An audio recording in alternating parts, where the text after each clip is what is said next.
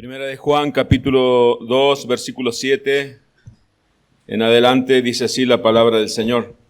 Hermanos, no os escribo mandamiento nuevo, sino el mandamiento antiguo que habéis tenido desde el principio. Este mandamiento antiguo es la palabra que habéis oído desde el principio. Sin embargo, os escribo un mandamiento nuevo que es verdadero en él y en vosotros, porque las tinieblas van pasando y la luz verdadera ya alumbra. El que dice que está en la luz y aborrece a su hermano está todavía en tinieblas. El que ama a su hermano permanece en luz y en él no hay tropiezo. Pero el que aborrece a su hermano está en tinieblas y anda en tinieblas y no sabe a dónde va, porque las tinieblas le han cegado los ojos. Os escribo a vosotros, hijitos, porque vuestro pecado os han sido perdonados por su nombre. Os escribo a vosotros, padres, porque conocéis al que es desde el principio. Os escribo a vosotros, jóvenes, porque habéis vencido al maligno. Os escribo a vosotros, hijitos, porque habéis conocido al Padre. Os he escrito a vosotros, padres, porque habéis conocido que es desde el principio. Os he escrito a vosotros, jóvenes, porque sois fuertes y la palabra de Dios permanece en vosotros y habéis vencido al maligno. Mis hermanos, oramos para rogarle al Señor que nos ayude a profundizar en su palabra y darle gracias también por ella. Padre, en el nombre de Cristo Jesús, como siempre, venimos delante de tu presencia, Señor, hoy, delante de tu palabra, reunidos como iglesia, Señor, en el santo nombre de Cristo Jesús, a rogarte que nos ayudes a profundizar en la riqueza de tu palabra.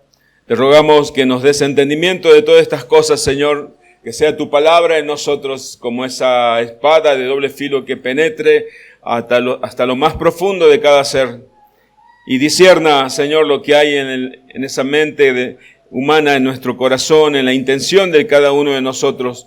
Padre, todo esto para la gloria de tu nombre, para la gloria de nuestro Señor y Dios Jesucristo.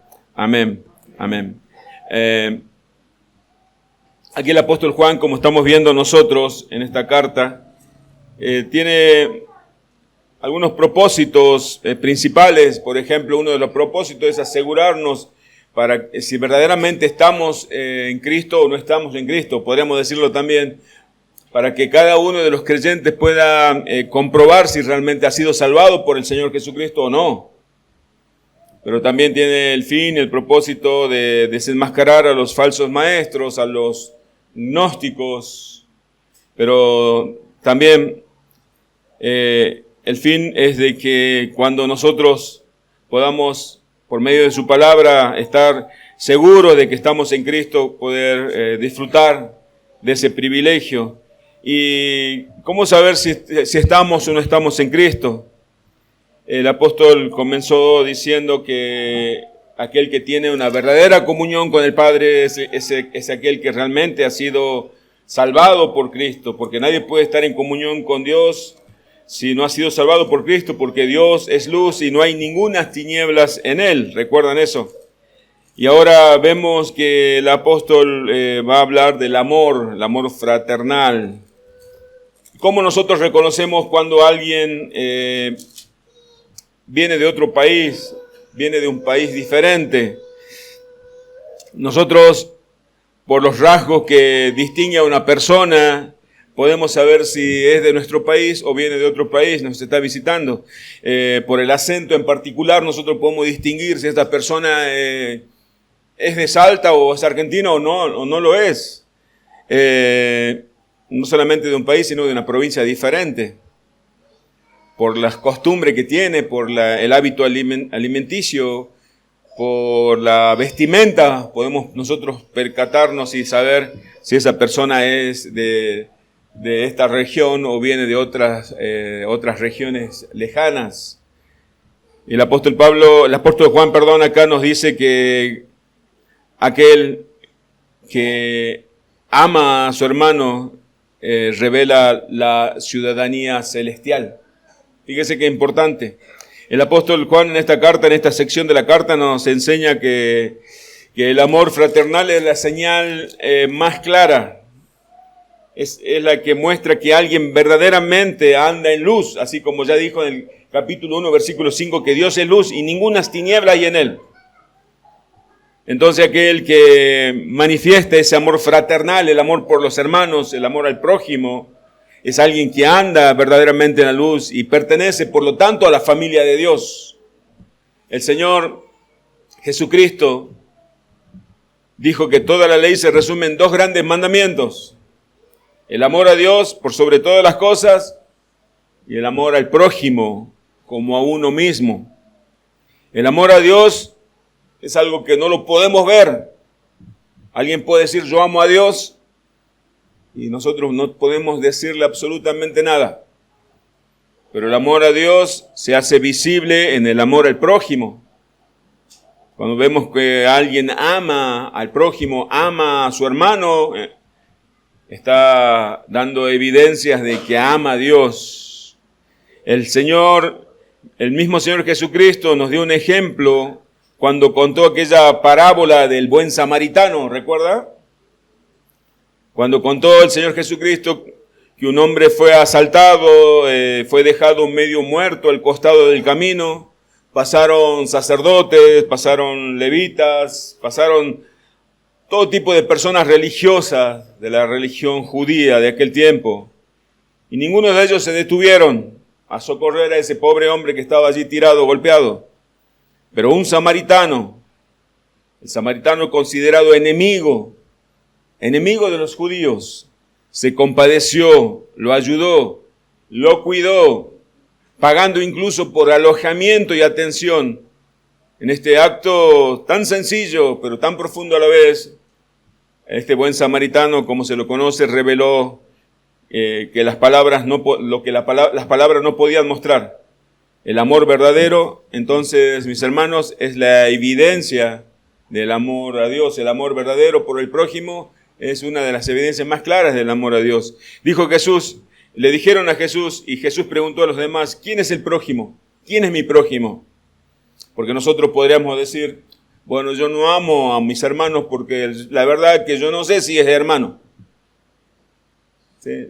Yo no te amo a vos porque yo no sé si vos sos mi hermano. Pero acá el Señor Jesucristo puso el amor al prójimo. Y había ya un preconcepto en la nación judía que los samaritanos eran enemigos. Pero el samaritano de esta historia no le importó, le ayudó desinteresadamente. Cuando Jesús preguntó a los demás en esa parábola, ¿quién es mi prójimo? La pregunta reflejaba un deseo de limitar la obligación moral. En la tradición judía, muchos rabinos enseñaban que el prójimo era solamente el pueblo judío. Fíjese, los rabinos enseñaban a sus seguidores, tu prójimo es solamente otro judío, un samaritano no es tu prójimo. Es por eso que no lo ayudaron al pobre hombre golpeado. Pero era judío ese hombre golpeado. Pero ellos, ¿qué dijeron? Algo habrá hecho. Incluso solo los justos dentro de Israel, se reducía el grupo a quién era tu prójimo según la tradición judía. Solamente los judíos, no los gentiles. Y dentro del grupo de los judíos, solamente los justos, solamente los piadosos, según ellos. Al pedir la definición, el Señor Jesucristo, quién era su prójimo, no buscaban que ellos obedecieran mejor, sino los judíos querían reducir la demanda de la ley, porque la ley de Dios en su ley determinó que debemos amar al prójimo. Dios le dijo, ama a tu prójimo como a ti mismo. Y los judíos, ¿qué hicieron? Encontraron ese atajo para no cumplir la ley. Aquel no es mi prójimo. ¿Por qué? Porque es samaritano. Aquel no es mi prójimo. ¿Por qué? Es judío, sí, pero no es justo. Entonces quedaba un pequeño grupo en el cual ellos debían obedecer esa ley que Dios le había dado en Levítico, que ya vamos a ver más adelante. Entonces hoy, mientras veamos y estudiemos con la ayuda del Señor este pasaje de la Escritura, vamos a mirar nuestro propio corazón y vamos a preguntarnos si nuestra vida verdaderamente refleja que andamos en la luz. Entonces, el primer punto es el mandamiento del amor, es el título del sermón también, el mandamiento de amor. Versículo 7 dice, no os escribo mandamiento nuevo, sino el mandamiento antiguo que habéis tenido desde el principio. Este mandamiento antiguo es la palabra que habéis oído desde el principio. Es un mandamiento antiguo, dice Juan. Versículo 8 también, sin embargo, os escribo un mandamiento nuevo, que es verdadero en él y en vosotros, porque las tinieblas van pasando y la luz verdadera ya alumbra. Primero dice Juan el mandamiento antiguo. El antiguo mandamiento fue dado desde el principio.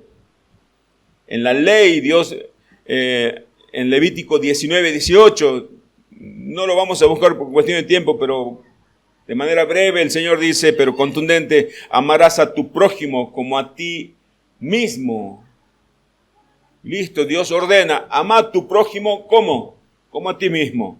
Sin embargo, nosotros sabemos que en la historia bíblica,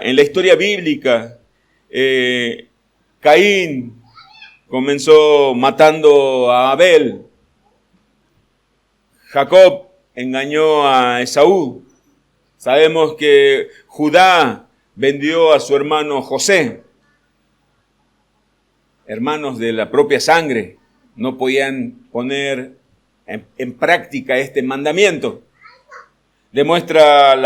Entonces esto demuestra la trágica y triste incapacidad humana para cumplir este mandamiento que Dios mismo le da. Ama a tu prójimo como a ti mismo. Y el Señor Jesucristo, cuando se le preguntó cuáles son los dos grandes mandamientos, cuál es el principal mandamiento, el Señor lo resumió en dos grandes. Amarás a Dios con todo tu ser y a tu prójimo como a ti mismo. Y el apóstol Juan trae ahora como para discernir y saber quién está en Cristo y quién no, para dividir las aguas, como para separar de lo falso de lo verdadero, de lo que parece bueno y de lo que realmente es bueno. El amor fraternal. Y recuerda el mandamiento un antiguo mandamiento que desde el principio Dios le había dado en Levítico, repito, 19, 18, y que nunca pudo llevarse a cabo, nunca fue obedecido, porque la Biblia nos muestra y Dios nos muestra en su palabra que somos incapaces de amar a nuestros hermanos. Somos incapaces de mostrar un verdadero amor al prójimo. Aquí Juan está contradiciendo a los falsos maestros, a los gnósticos de aquel tiempo que siempre estaban viniendo con nuevas ideas. Y dice Juan, yo traigo un antiguo mandamiento. Los gnósticos traían nuevas doctrinas, como los falsos maestros de este tiempo en las iglesias. Los falsos profetas de este tiempo dicen, traigo una doctrina nueva. Lo nuevo de Dios dice esto, dicen los falsos maestros de este tiempo, y ya lo decían en el primer siglo. Dice Juan, yo le traigo un mandamiento antiguo, que fue dado por Dios desde el principio. Amarás a tu prójimo como a ti mismo. Así que no hay nuevos misterios en Dios. Todo Dios ya lo reveló en su palabra. Así que mis hermanos, así como Jeremías dice, andemos por las sendas antiguas. En Jeremías el Señor dice, paraos en los caminos y mirad y preguntad las sendas antiguas, cuál sea el buen camino y andad por él. ¿Cuáles son las sendas antiguas? Lo que tú tienes en sus manos, la palabra de Dios. No hay algo nuevo en Dios. En Dios no hay algo que esté pasado de moda tampoco, porque la palabra de Dios es eterna. No envejece, no pierde vigencia. Entonces, como enseñanza tenemos que huir de aquellos que dicen que tienen nuevas revelaciones de Dios. Tenemos que huir de aquellos que tienen algo nuevo de parte de Dios. Esto ha hecho mucho daño dentro de las iglesias. Y el apóstol Juan dice, tengo un mandamiento antiguo que fue dado desde el principio. Ama a tu prójimo como a ti mismo. Entonces, amarás al Señor, tu Dios, y amarás a tu prójimo. El Señor Jesucristo dice, se resume toda la ley y los profetas. Sin embargo, nosotros debemos también entender que vivimos en una cultura en un tiempo, vivimos en una sociedad que no ama a Dios. En nuestra misma casa a veces habitan personas que no aman a Dios. Por lo tanto, tampoco aman al prójimo. Que vive obsesionada por amarse a uno mismo. ¿Y por qué podemos afirmar esto? Dice, yo amo a los demás. El pastor está hablando cualquier cosa. La Biblia nos muestra que muchas personas generosas siguen amándose a ellos mismos. Ayudan, son generosos solamente por un placer personal. El apóstol Pablo a Timoteo, si quiere puede acompañarme en la segunda carta, capítulo 3, versículo 1 al 5, segunda Timoteo, capítulo 3, versículo 1 al 5, marque la primera carta de Juan, después vamos a volver. El apóstol Pablo dice, también debes saber esto, le dice Pablo a Timoteo, como si Pablo, como un padre espiritual, le dice a Timoteo, Timoteo, tenés que saber esto que es muy importante, porque Timoteo iba a pastorear a personas, por supuesto, que en los postreros días vendrán tiempos peligrosos, porque habrá hombres amadores de sí mismos, avaros, vanagloriosos, soberbios, blasfemos, desobedientes a los padres, ingratos, impíos, sin afecto natural, implacables, calumniadores, interperantes, crueles, aborrecedores de lo bueno, traidores, impetuosos, infatuados, amadores de los deleites más que de Dios. Versículo 5, que tendrán apariencia de piedad, pero negará la eficacia de ella. A estos evita. Pablo le dice a Timoteo, Timoteo, te vas a encontrar con este tipo de personas dentro de la iglesia. Falsos cristianos. Amadores de sí mismos. Y Juan, el apóstol Juan, nos recuerda que tenemos que amar al prójimo.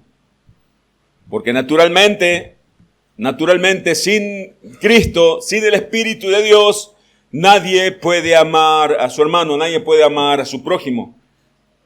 El ser humano no tiene problemas de autoestima. ¿Sí? A lo contrario, totalmente contrario a lo que dice la psicología humana. Ningún ser humano tiene problema con el autoestima. Y abro un paréntesis breve, ¿por qué? ¿Sabe qué demuestra que ningún ser humano tiene problema con la autoestima? El pecado. Cada vez que los incrédulos pecan, los cristianos también pecamos para nuestra propia satisfacción, porque nos amamos demasiado. Y dejamos de amarle a Dios y nos amamos a nosotros. Dejamos de hacer la voluntad de Dios, hacemos nuestra voluntad. Pero ningún ser humano tiene problema, cierro el paréntesis, ningún problema de autoestima. En contra de lo que diga la psicología. Totalmente opuesto a lo que dice la psicología. ¿Qué dice la psicología? Amate más a vos mismo. Podemos afirmar esto porque el parámetro que pone Dios para amar al prójimo, ¿cuál es? Amar al prójimo como a ti mismo.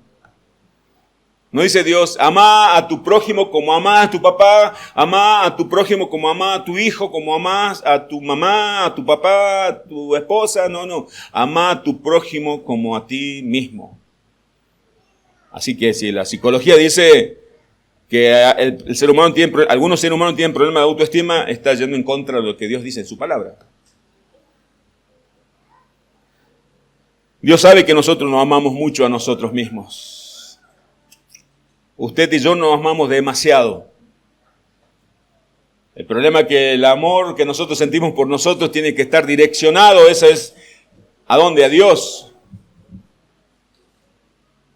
El amor a nosotros mismos es que nos lleva a hacer las cosas para buscar nuestra propia gloria. Dios lo creó al hombre con la capacidad de amar, pero el pecado torció todo. Yo siempre digo que es como un rifle que tiene una mira.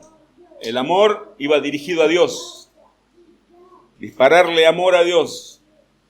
El pecado lo que hizo que ese rifle se torciera y viniera hacia nosotros mismos. Entonces, cada vez que amamos, nos amamos nosotros. Buscamos nuestra propia gloria. ¿Y qué dice la Biblia? Todo hacerlo para la gloria de Dios. Y es por eso que Dios nos dice en ese mandamiento que debemos amar al prójimo como a nosotros mismos. Aún debemos crecer en ese amor a Dios.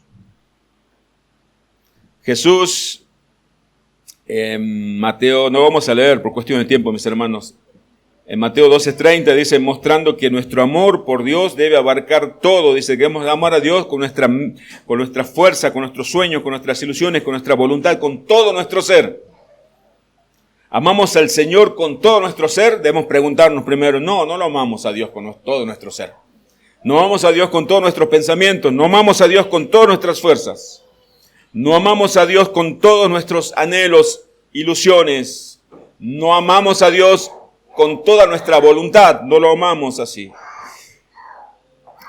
Pero sí, todos nos amamos a nosotros mismos. Nos cuidamos. Buscamos nuestro bienestar. Evitamos que nos dañen. Y Dios lo sabe, y Dios sabe eso. Entonces Dios por eso usa ese amor que nosotros sentimos por nosotros mismos para enseñarnos cómo debemos amar al prójimo, como a ti mismo. Por eso Jesucristo, cuando pone una condición a aquellos que le quieran seguir, aquel que se ama a sí mismo, aquel que no me ama más a mí que a él mismo, no está dispuesto a perder su vida, no es digno de mí, dijo el Señor. Entonces, Señor, ¿cómo hacemos para amar así? Si tu palabra misma nos demuestra, Señor, que somos incapaces, inhábiles de amar al prójimo, porque nos amamos demasiado a nosotros mismos. Cuando nos equivocamos sentimos vergüenza porque nos amamos demasiado. No queremos que nadie piense que somos ignorantes. Queremos mostrar lo mejor de nosotros. No queremos que nadie sepa cuáles son nuestras fallas, nuestros errores, nuestros pecados, porque nos amamos demasiado a nosotros mismos. Queremos mostrar lo mejor. Fíjese que en el matrimonio, Dios en su palabra para aconsejar cómo los esposos deben amar a sus esposas, ¿qué dice? En Efesios 5, 28 al 29. Así también los maridos deben amar a sus mujeres como a sus propios cuerpos. El que ama a su mujer, a sí mismo se ama, porque nadie aborreció jamás su propia carne, sino que la sustenta, la cuida, como también Cristo a la iglesia. Fíjese lo que dice en Efesios 5, 29. Y no dice, así como Cristo se amó a él mismo, así como Cristo amó a la iglesia, porque solamente Cristo pudo amar a pecadores que no merecían amor. Pero para decirnos nosotros, pecadores, esposo, ama a tu esposa. ¿Cómo, Señor, debo amar a mi esposa? Como a tu propio cuerpo. Y al final del versículo 29 dice, como también Cristo amó a la iglesia. El mandamiento de amar al prójimo es antiguo. Sin embargo, cuando observamos la historia de la Biblia, como recién recordamos, nos encontramos con ejemplos que resultan difíciles de comprender. ¿Cómo puede ser que un hermano haya matado a otro por celos, como Caín mató a Abel? ¿Cómo puede ser que Jacob, el elegido de Dios, haya engañado a su hermano Esaú? ¿Cómo puede ser que Judá, por celos, también entregó a José, su hermano, lo vendió como esclavo? ¿Que acaso ese es el tipo de amor que debe haber entre los hermanos? ¿Qué espera Dios de nosotros? ¿Cómo podemos practicar el amor? ¿Cómo podemos obedecer a Dios? A lo largo de los siglos, la humanidad ha demostrado una y otra vez la incapacidad de amar genuinamente a su prójimo. Todos nosotros debemos reconocer que somos incapaces de obedecer el mandamiento. Este mandamiento es fundamental de Dios. No hemos podido cumplirlo, no hemos logrado obedecerle. Pero dice el apóstol Juan, yo traigo un mandamiento nuevo. Versículo 8.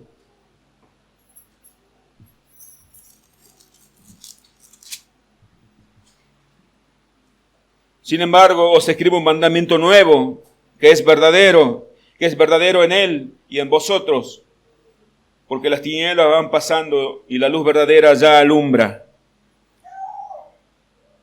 Esta declaración sin duda genera desconcierto y hasta plantea un interrogante. Si recién dijiste, Juan, que el mandamiento es antiguo, ahora decir que es nuevo. Y no es para que nos confundamos.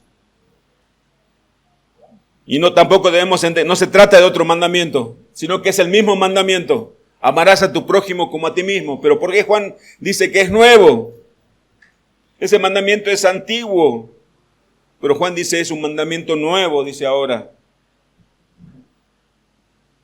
Aunque es antiguo, también puede considerarse nuevo. ¿Por qué lo está presentando como un mandamiento nuevo? Lo que ha sido viejo se revela como nuevo. El mandamiento de amar al prójimo desde tiempos remotos no se pudo cumplir, pero adquiere una renovada vigencia en Cristo. Ciertamente fue dado hace mucho tiempo. Sabemos que su cumplimiento ha sido inalcanzable, pero sin embargo, Cristo Jesús, en Cristo Jesús, este mandamiento se hace posible y cobra vida. Es nuevo porque Cristo lo hizo realidad. Es por eso que Juan dice, este es un mandamiento nuevo. Ningún ser humano pudo cumplirlo jamás, pero Cristo lo hizo realidad. En Cristo se hace una verdad tangible. Él lo cumplió perfectamente.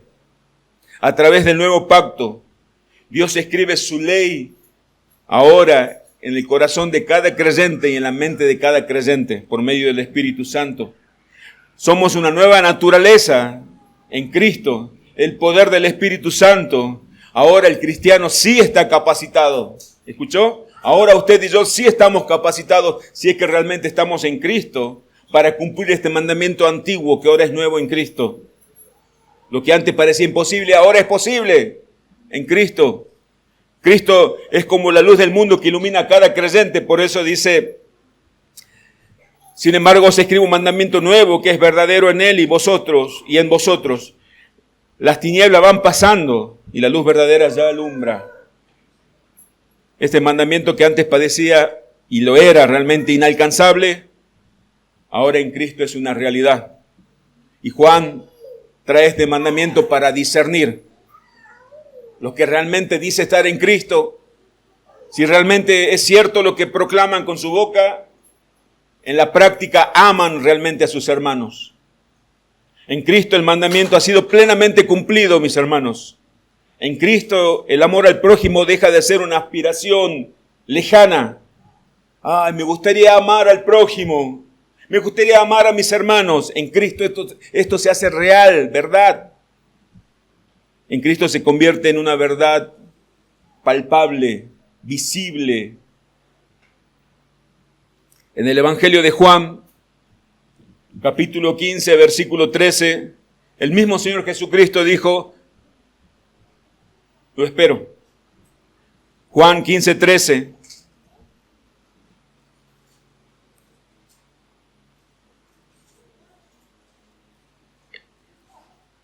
Nadie tiene mayor amor que este, que uno ponga su vida por sus amigos. ¿Quién puede mostrar o demostrar un amor tan grande? Es aquel que es capaz de dar su vida por sus amigos.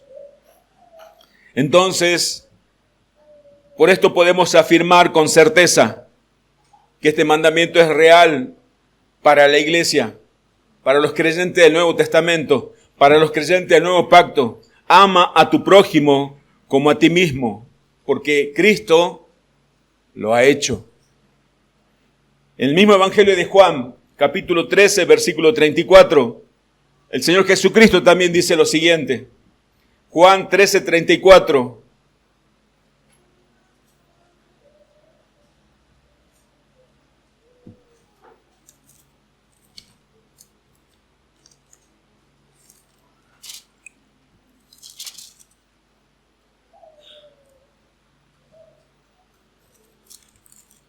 un mandamiento nuevo os doy, que os améis unos a otros como yo os he amado, que también os améis unos a otros.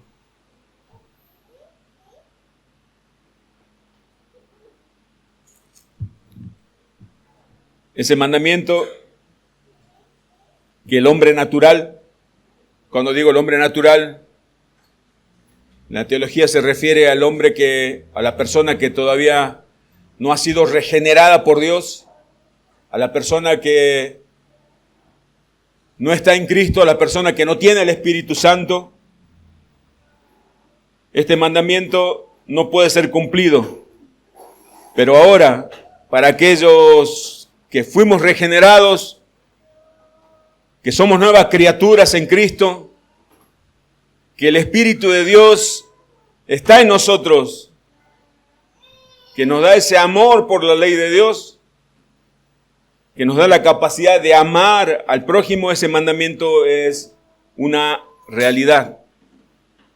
En este nuevo pacto se cumple plenamente en la persona de Cristo, sino que también en este nuevo pacto se manifiesta en la vida de los creyentes.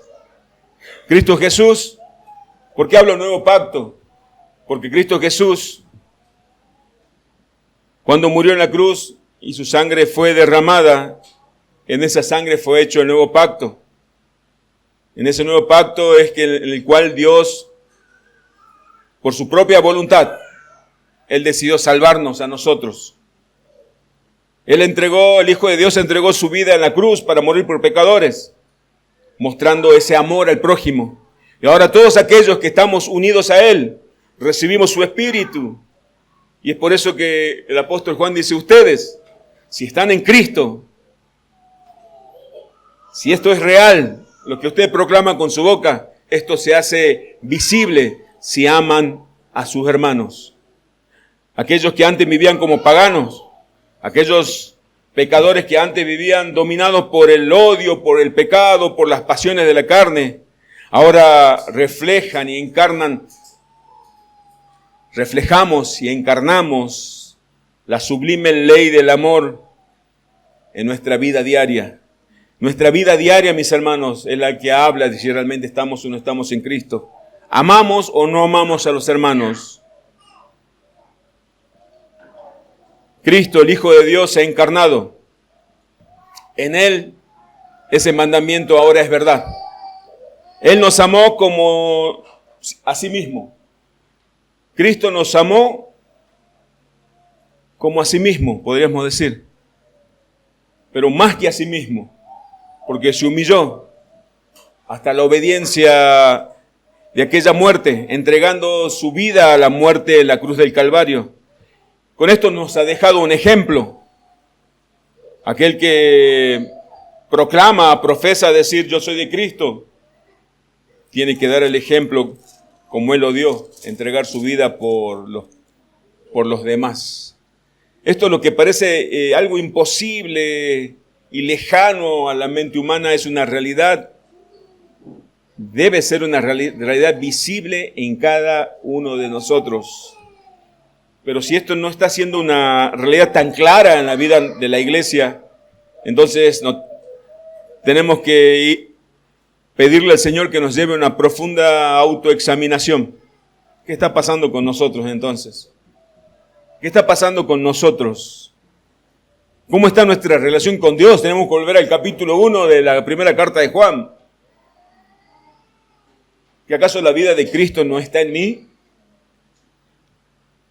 Esto es una obra de Dios, porque fue Dios quien nos regeneró, fue Dios quien quitó el corazón de piedra insensible, fue Dios quien nos dio un corazón sensible con la capacidad de amar, fue Dios quien derramó de su amor en nuestros corazones, fue Dios quien escribió en la tabla de nuestro corazón su ley,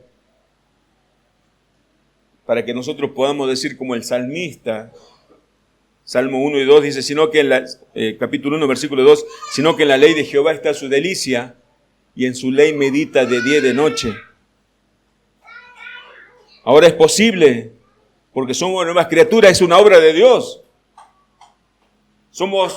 Fuimos creados en Cristo Jesús, dice Efesios 2:10. Somos nuevas criaturas, dice 2 Corintios 5:17. Somos nuevas criaturas, nueva creación de Dios en Cristo Jesús. El amor fraternal ahora es una realidad. ¿Por qué? Porque Cristo lo demostró. El amor fraternal ahora es una realidad en la iglesia del Señor. Esta mañana, a la primera hora, tuvimos la cena del Señor. Allí recordamos que el Hijo de Dios entregó su vida voluntariamente por nosotros.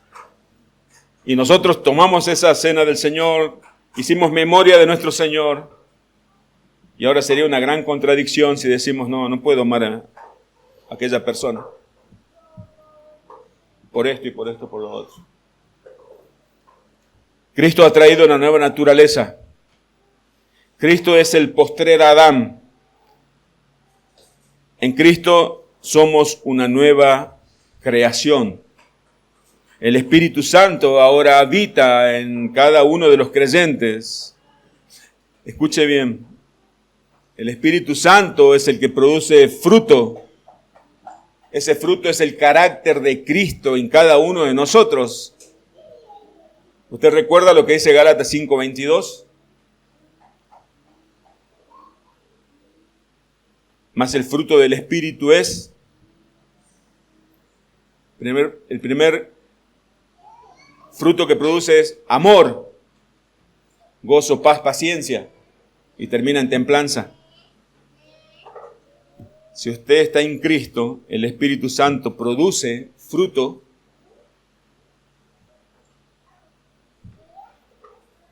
Podríamos decir, si el Espíritu Santo está en nosotros, si hay una relación verdadera con el Señor, va a producir fruto. Ese fruto, la primera evidencia del fruto es el amor. Gozo, paz, paciencia, benignidad, bondad, fe, mansedumbre, templanza. Entonces, el Espíritu Santo produce el fruto del amor hacia el prójimo. El amor hacia el prójimo es un reflejo del amor de Dios y el amor a Dios. El amor hacia los hermanos. Y después el apóstol Juan, volvamos a la carta de Juan. En el versículo 9, Juan más claramente muestra que hay dos tipos de personas. Y estos dos tipos de personas se diferencian donde ellos dirigen su amor. ¿Hacia ellos mismos o hacia el prójimo? La posición en la que usted y yo nos encontremos, luz o tinieblas, depende del objeto que sea nuestro amor. ¿A quién amamos?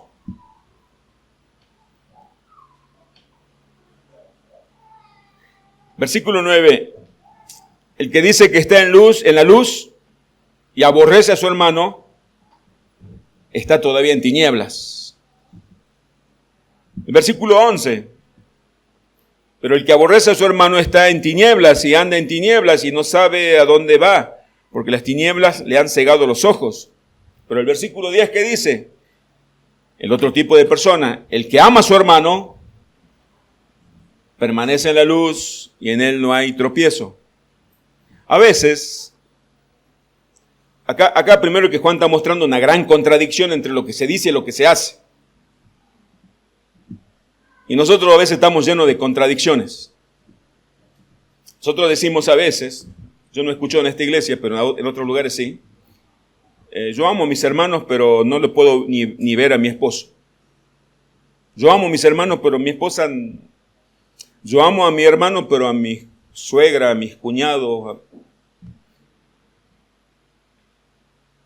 como los judíos de aquel tiempo. ¿Quiénes son tus prójimos? Los israelitas, pero dentro de los israelitas tenemos un grupo selecto de los justos. Viene Cristo, dice, no, un samaritano que no era un religioso practicante, que era odiado por los judíos, era considerado como un perro. Los judíos consideraban a los samaritanos como, si bien en un tiempo pertenecían al mismo pueblo, ellos decían, ya no pertenece a nuestro pueblo. Evitaban de no relacionarse con los samaritanos. Viene Cristo, dice, el samaritano se tomó el tiempo, fue, lo atendió, le dio de comer, tenía que ir, le encargó, le llevó a un mesonero, le dijo, mira, te dejo a este hombre que ni sabía el nombre siquiera, dale todo lo que necesite, dale alojamiento hasta que esté bien, y después cuando yo vuelva te pago. Es el prójimo. No había ningún interés, no había ninguna condición necesaria o que lo obligaba a ayudar a esa persona. Y acá dice Juan, el que dice que está en la luz, o el que dice que está en Dios, el que dice que está en Cristo y aborrece a su hermano, está todavía en tinieblas, no está en Cristo. Pero el que aborrece a su hermano está en tinieblas. Versículo 11. Y no sabe dónde va porque las tinieblas le han cegado los ojos. El que ama a su hermano permanece en luz y en él no hay tropiezo. Vamos a ver. Primero, en los versículos 9 y 11 dice aquellos que aborrecen a su hermano. Aquí encontramos características de un falso cristiano. Y a veces nos pueden tocar de cerca. Somos selectivos para querer y amar. Aquí nos encontramos características que distinguen a un falso cristiano. De aquel que dice que ama a Dios pero desprecia a su hermano, desprecia a su prójimo. Ese falso cristiano vive en una profunda contradicción. Porque él afirma que está en la luz, pero sus acciones, su vida diaria, revelan que aún camina en tinieblas. Eso es lo que está diciendo Juan. Hay una evidente inconsistencia entre lo que vive y lo que declara. Y eso es lo que el mundo reclama de la iglesia. Este cristiano dice una cosa y hace otra. ¿Es cierto o no? Hay una evidente inconsistencia entre lo que vive, en lo que practica y lo que declara. Lleva una doble vida. Vive en una hipocresía. Vive en un autoengaño. Algo tan sencillo como el amor al prójimo o a los hermanos, se hace tan profundo lo sencillo que nos desnuda. Y yo pensaba que entré por esa puerta a la iglesia pensando que yo era el super hermano, el que estaba... Y ahora viene la Escritura y nos dice, examinate. Porque estaba teniendo un amor selectivo. Así como los religiosos judíos, como los escribas, aquellos fariseos que vieron al pobre hombre tirado allí y lo prejuzgaron diciendo, este algo habrá hecho, y siguieron de largo. Pero vino uno que no tenía título de religioso y mostró más amor que los que decían estar con Dios. Juan dice en estos versículos 7 y 9, dice, versículo 9 y 11, dice que estas personas llevan dos vidas paralelas. Una vida en la iglesia, otra vida fuera de la iglesia. Una vida en la comunidad cristiana y otra vida fuera de la comunidad cristiana.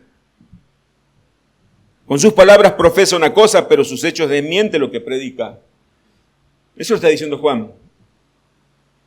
Ellos dicen que están en luz, andan en la luz, pero todavía permanecen en tinieblas. Dígame, ¿qué es más importante, lo que nosotros decimos o lo que Dios dice de nosotros? Lo que Dios dice de nosotros por medio de su palabra es lo más importante, mis hermanos. Prestemos atención. Y acá no es el pastor que lo está señalando. Acá es la misma palabra que nos está diciendo a nosotros. Es Dios que en esta mañana nos está diciendo a nosotros, espera, detenete un momentito. Mirá lo que estoy diciendo yo. Todo lo que decís con tu boca, no lo llevas a la práctica en amar a tu prójimo, a tus hermanos. No solo, el versículo 11 muestra una peor condición todavía. Versículo 11.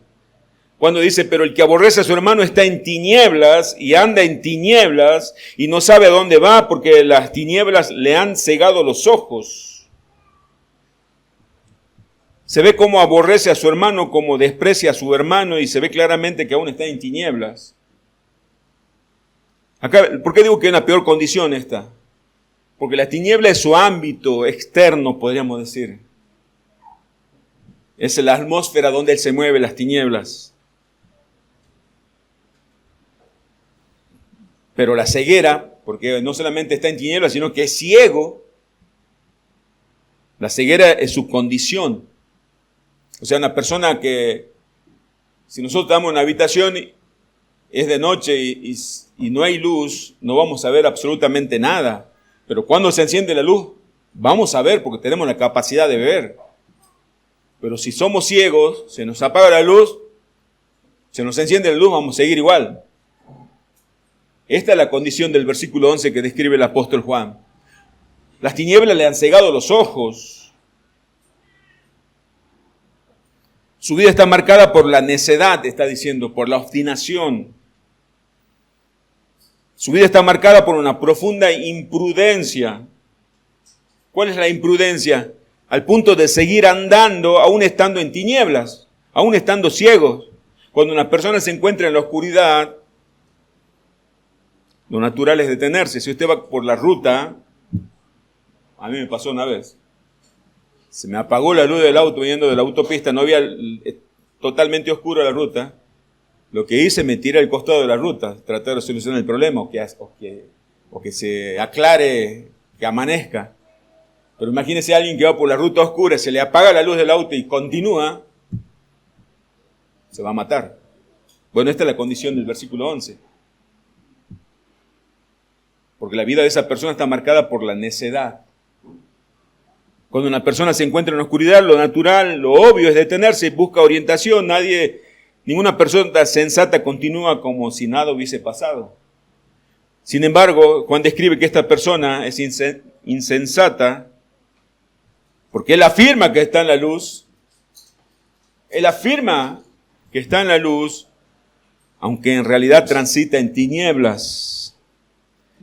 Él persiste en andar así, como si anduviese en la luz, en la claridad. ¿Y qué hace? Tropieza constantemente y arrastra en su caída a quienes los rodea. O sea, esa persona mejor es alejarse. Porque te va a llevar, te va a pasar por encima, te va a hacer caer también. Porque él cree que ve, pero no ve. Va a ser un ciego guiando a otro ciego. Esta es la condición real de muchos que se encuentran en las iglesias de este tiempo. Esto ocurría en la iglesia del primer siglo. Los gnósticos y los seguidores de esos gnósticos, ellos afirmaban que eran de Cristo, afirmaban que eran cristianos, afirmaban que eran hijos de Dios, pero no lo demostraban. Sus obras, sus hechos, negaban todo lo que ellos afirmaban con su boca. Volvemos a la primera carta de Juan, primera carta de Juan, capítulo 2, versículos 12 y 14. Ahora Juan va a hablarle a la iglesia,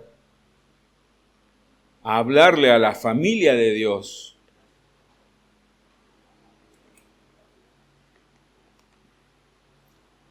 Versículo 12 dice: os escribo a vosotros, hijitos, porque vuestros pecados os han sido perdonados por su nombre. Os escribo a vosotros, padres, porque conocéis al que es desde el principio. Os escribo a vosotros, jóvenes, porque habéis vencido al maligno. Os escribo a vosotros, hijitos, porque habéis conocido al Padre. Os he escrito a vosotros, dice en el versículo 14, padres, porque habéis conocido al que es desde el principio. Os he escrito a vosotros, jóvenes, porque sois fuertes y la palabra de Dios permanece en vosotros y habéis vencido al maligno. Acá Juan usa un estilo muy particular de repeticiones para afirmar una verdad. Todos los creyentes en general, cuando dice hijitos, fíjense que no comienza por padre a hijos, sino hijitos, porque así Juan se dirige a la comunidad cristiana, a la iglesia, hijitos. Cuando dice hijitos se refiere a todos los creyentes, en general, que tienen la bendición de Dios porque sus pecados han sido perdonados. Es una doctrina fundamental. Luego dice padres, representa a los creyentes maduros, que están firmes en la fe. Y luego dice jóvenes, aquellos que luchan en el crecimiento, aquellos que enfrentan batallas espirituales, que han vencido al maligno por la palabra de Dios. Cuando el apóstol entonces se dirige a la comunidad, a la iglesia en general, les dice hijitos. Les recuerda algo fundamental en la doctrina cristiana. ¿Y qué es lo fundamental en la doctrina cristiana? Que nuestros pecados han sido perdonados. No por nuestros propios méritos, sino por los méritos de Cristo. No olviden esto, le está diciendo Juan. Y acá si yo les digo esto, sí, pastor, ya sabemos eso, pero no lo olviden. Pastor, pero ¿quién nos puede hacer olvidar esto? ¿Quién nos puede confundir esto? Nosotros mismos. Porque nuestros pecados fueron perdonados no por nuestros méritos, sino por gracia. Y constantemente nosotros queremos atribuirnos ese mérito. Dios me ama a mí por esto, por lo que soy, por lo que hago. Dios me ama a mí por Cristo. Dios lo ama a usted por Cristo. Y usted se moviliza a obrar por amor, por gratitud. Por eso Juan le recuerda esto a todos. Como un padre le recuerda a sus hijos, como el pastor le recuerda a sus ovejas. Esto es una verdad fundamental que no debe ser confundida ni alterada. Porque si alteramos esta verdad, no estamos en el cristianismo, no estamos en Cristo. No podemos permitir que otros nos desvíen de esta verdad, porque esto nos dice el Evangelio. Nuestros pecados fueron perdonados en Cristo. Nuestros pecados fueron perdonados en Cristo, por la sangre de Cristo. Que no nos desvíen del Evangelio, que no vengan con revelaciones nuevas, está diciendo Juan. Que nadie venga con legalismo, imponiendo carga adicional a la palabra de Dios. Sabemos que hemos conocido al Padre, porque somos sus hijos, está diciendo el apóstol Juan. Fuimos adoptados en la familia de Dios, gracias a la obra perfecta de Cristo. Y ahora Juan le habla a los padres, es decir, a los creyentes más maduros, aquellos que están afirmados en la fe. Y Juan se dirige a ellos diciéndole, exhortándole de manera especial, repitiendo 2 veces la misma afirmación. Conocéis al que es desde el principio. Conocéis al que es desde el principio. Ustedes lo conocen al que es desde el principio. Ustedes lo conocen, le está diciendo. Ustedes saben quién es Cristo. Con estas palabras el apóstol apela al conocimiento que ellos tenían de Dios, a la profundidad espiritual, reconociendo que ellos se han conocido al Verbo eterno, a Jesucristo, el Hijo de Dios. Porque los gnósticos, no nos olvidemos que venían a cambiar, a desplazar a Cristo del centro. Decía, Cristo no vino en carne. Esto es imposible, porque la carne es pecaminosa, está contaminada. Cristo fue solamente un espíritu, una emanación que se manifestaba de vez en cuando. Y Juan le dice a los maduros en la fe, a los que él llama padres, ustedes lo conocieron a él. Ustedes conocieron al Verbo que se hizo carne. Si ustedes han caminado tantos años con el Señor, le está diciendo Juan, entonces conocen la luz. Conocen que Él es luz. Conoce el que anda en Cristo anda en la luz. El que anda en la luz no tropieza. Aquí Juan no está estableciendo divisiones estrictas o rígidas por las edades. Ustedes mayores son padres, ustedes los más jóvenes son los hijos y ustedes los más jovencitos son los más inexpertos. No está haciendo esa división el apóstol Juan, sino que tenemos que entender que el apóstol Juan está reconociendo dentro de la iglesia, y nosotros debemos entender esto también, que existen distintos niveles de madurez espiritual en la iglesia. ¿Escuchó? Existen distintos niveles de madurez espiritual en la iglesia. Así que tengamos cuidado, mis hermanos, y con mucho amor se los digo, de hablar cosas que no tenemos muy bien claras con personas que todavía son débiles espirituales, porque lo podemos llevar a la confusión.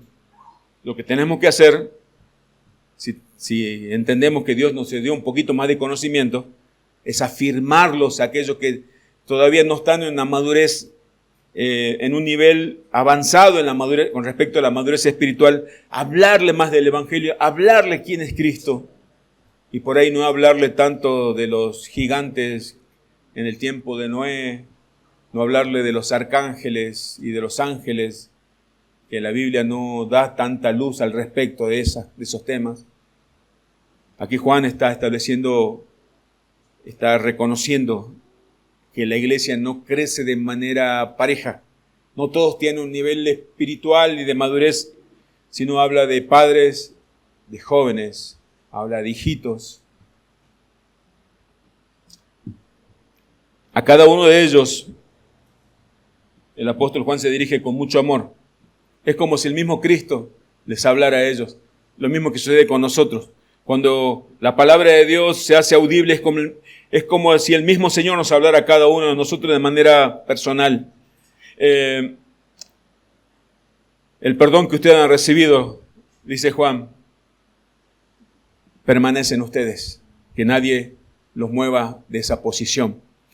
Hermanos, ya para concluir, para llegar al final, recordemos que el mandamiento de amar no es una simple norma moral. No es moralismo. Amen a sus hermanos para que sean mejores personas. Primero, humanamente, naturalmente nadie puede amar a los demás si no estamos en Cristo.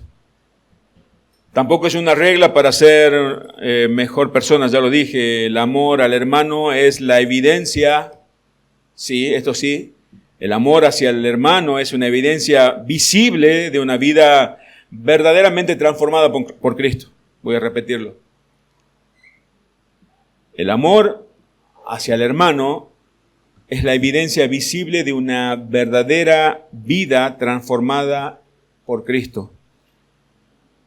En la parábola del buen samaritano, vemos a Jesús como ese buen samaritano. Cuando Jesús hablaba del buen samaritano, estaba hablando de lo que Él vino a hacer. Fue Jesús quien se acercó a nosotros cuando estábamos caídos, estábamos muertos por nuestros pecados, estábamos sin esperanza, estábamos sin fuerzas. Cuando se acercó nos levantó, nos dio nueva vida.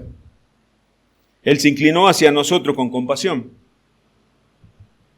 Nos limpió de esa mugre del pecado, nos cargó sobre sus hombros, nos llevó a un lugar seguro. Dice la Escritura que nos sacó del reino de las tinieblas, nos llevó al reino de la luz. Esa luz incomparable. Ese es el amor que usted y yo recibimos si es que verdaderamente estamos en Cristo. Y ese es el amor que tenemos que reflejar a los demás. No el amor que nosotros llamamos amor de nuestro corazón. Ese amor, el amor humano, es interés, es un negocio. El amor de Cristo es el amor incondicional. Amar a los demás así como Él nos amó a nosotros. Ese es el mandamiento que nos dio Cristo. Es por eso que Juan nos llama a amar. No nos impone una carga imposible. No decimos, oye, ¿ahora cómo hago para amar a los demás? Nos invita a imitarlo a Cristo. Nos invita a que Cristo crezca en nosotros, como decía Juan el Bautista, y nosotros menguemos.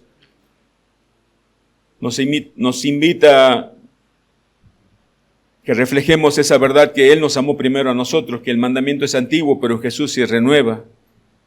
Porque ahora tenemos el modelo perfecto. Y ahora tenemos la fuerza del Espíritu para poder llevarlo a cabo. Entonces, ya para terminar, examinemos nuestro corazón. ¿Estamos amando de verdad a nuestros hermanos como Cristo nos amó? No olvidemos que amar no es una opción secundaria. No olvidemos que el apóstol Juan dijo acá, bueno, tenés la opción de amar o no amar, pero sos hijo de Dios, eso es seguro. No es así, sino que el amor es una marca distintiva de todo verdadero Hijo de Dios.